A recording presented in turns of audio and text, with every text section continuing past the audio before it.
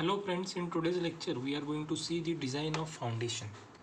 Okay, so in RCC frame structure, the load transfer is starts from starting. The load transfer starts from the slab to beam, then beam to column, then column to foundation, and then from foundation to the subsoil strata. Okay, now see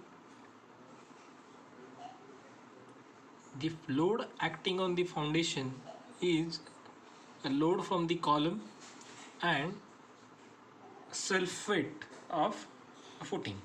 Okay, so these are the two different types of load which acts on the footing. Now design of footing depends upon the two factors. One is the subsoil strata and second is the load acting on the column. Okay, so based on the shape and depth of the footing, the footings are classified into two types. One is shallow foundations or shallow footings, and second is deep footing or deep foundation. Now when the soil strata available at the shallow depth is strong enough to take the load from the column and to withstand the load safely, then we go for the shallow foundation. But the soil available at the shallow depth, if it is loose soil, if it is a soil with the low bearing capacity, in that case you have to prefer the deep foundation. Now two different types of foundations are there in deep foundation. One is pile foundation and second is well foundation. Okay, pile foundation and well foundation. Now today we are going to see the design of a single isolated footings, okay, which is comes under the shallow foundation. So what are the different types of footings which are there in the shallow foundations? We will see first. Okay, so now shallow foundation. In shallow foundation, one is single isolated footing, or you can say isolated footing.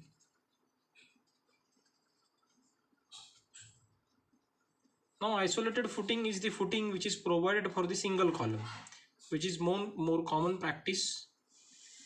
Which is more common practice. Many times you might have seen such type of footing, shallow foundations. Okay, footing provided for the single column. Now the shape for this type of footings may be different. That is the shallow foundation, isolated footings will be like this, or sometimes will be like this.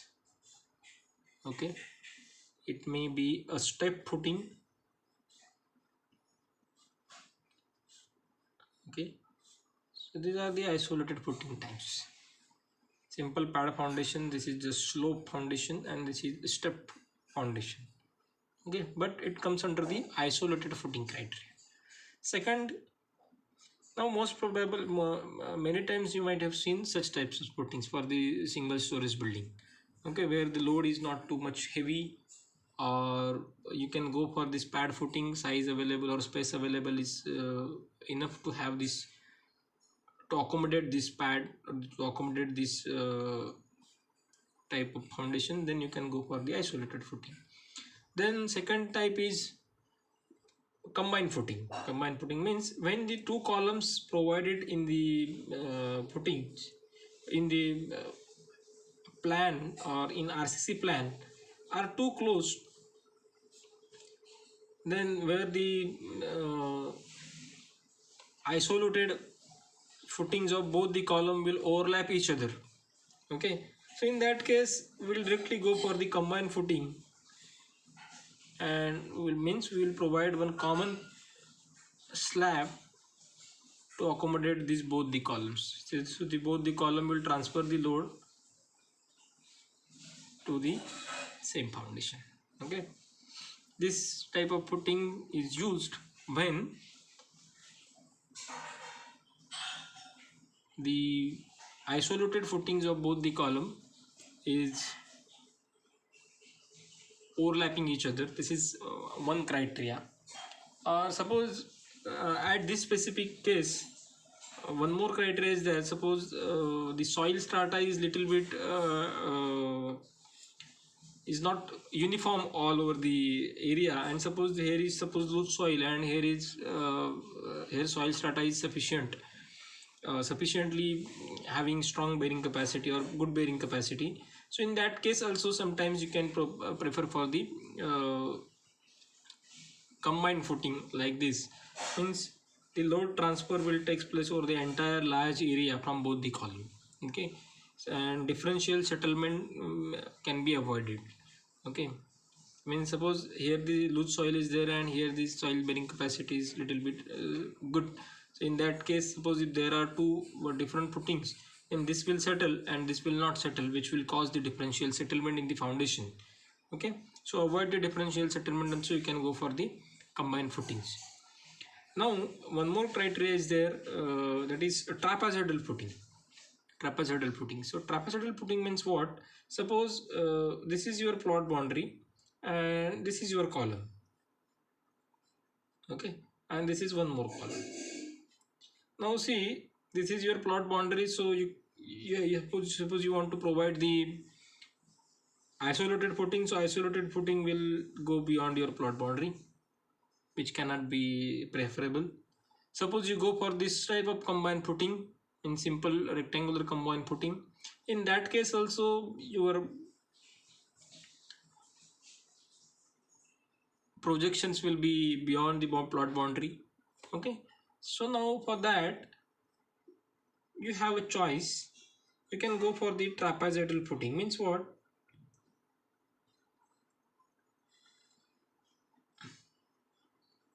Like this. Okay, so here is the plot boundary, so you cannot project the foundation beyond this plot boundary. So you will extend the width at this side, and here the width will remain as usual, and this parabolic shape foundations will be provided. Okay, now this is called as a trapezoidal footing. This is provided when the column is at the plot boundary, where the projection beyond the face of column is not possible. So in that case you can go for such type of foundations. Okay, one more criteria is there, that is strap foundation. Strap foundation is again type of combined footing, but here instead of providing, see, I will show you the plan for this one. This is our elevation. If you see the plan will look like this.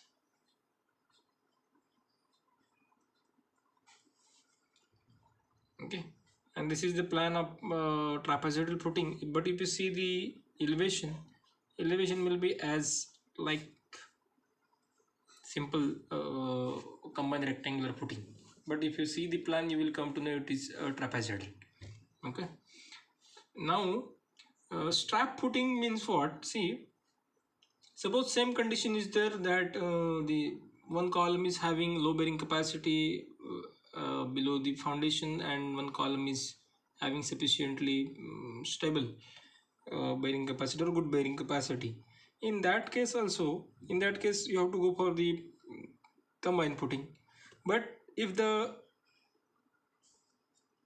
distance between two columns is too high, suppose the distance between two columns is too more, then in that case you have to, your this entire slab or concrete slab area will increase, and the concrete quantity will also increase, which will increase your total cost. So in that case you have to make a combined footing, so that to avoid the differential foundation, differential settlement. Okay, and at the same time you have to reduce your cost. Similarly, suppose if the load on this column is too high and load on this column is little bit comparatively less, in that case also you have to go for such type of foundation. But if this distance between two columns is too much, where this combined pad foundation or combined rectangular footing will be a costlier option. So in that case, what I will do, I will provide two rectangular footing,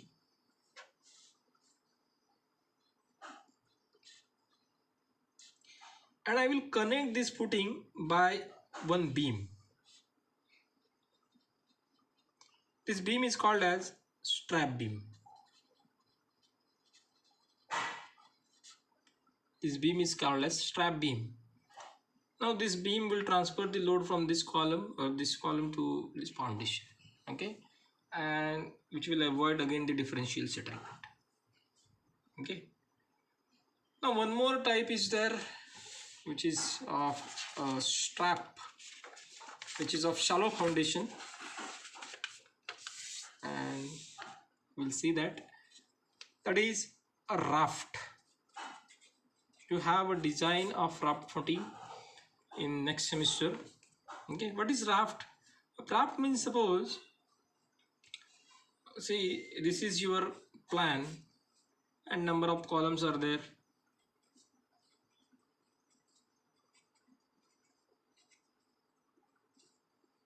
Okay, and suppose the soil at the shallow depth is not having a good bearing capacity, so which will increase your area of single isolated footings. See, simply area of isolated footing depends upon P divided by SBC. P means load on footing and SBC of soil, which is general equations to calculate the area of footing. If this SBS is low, this area will increase. Okay. If the area of single isolated footing, if you combine from all columns, suppose that total area of single isolated footing from all column is greater than 75% of total built-up area, then you have a choice, you can go for directly the raft foundation. म्हणजे प्रत्येक फाउंडेशनचा तुमचा जर area हा 75% पेक्षा जर जास्त होत असेल तुमच्या पूर्ण बिल्टअप एरियापेक्षा, तर त्या केसमध्ये तुम्ही राफ्ट फाउंडेशनचा ऑप्शन निवडू शकता, which will a good option as to avoid the differential settlement, as well as if you see the cost for the raft foundation and cost for the such isolated footing, in that case will be same. म्हणजे प्रत्येक कॉलमला तुम्हाला जर isolated footing provide करायचं, ज्याचा कॉन्क्रीटचा area जो होतोय तो जवळपास 75% पेक्षा जास्त आहे, अँड प्रत्येक आयसोलेटेड फुटिंगसाठी तुम्हाला परत जे फॉर्मवर इरेक्ट करायला लागणार आहे त्याचा परत एरिया परत जर तुम्ही काउंट केलात, त्याचं जे कॉस्ट जर तुम्ही काउंट केलीत, तर तुमची कॉस्ट ही तुमच्या राफ्ट फाउंडेशनसाठी आणि सिंगल आयसोलेटेड फुटिंगसाठी ही सेमच जाईल. सो in that case we will prefer the raft. What is mean by raft? Raft means what? We will provide directly a concrete slab at the bottom and we will take the column from this concrete slab.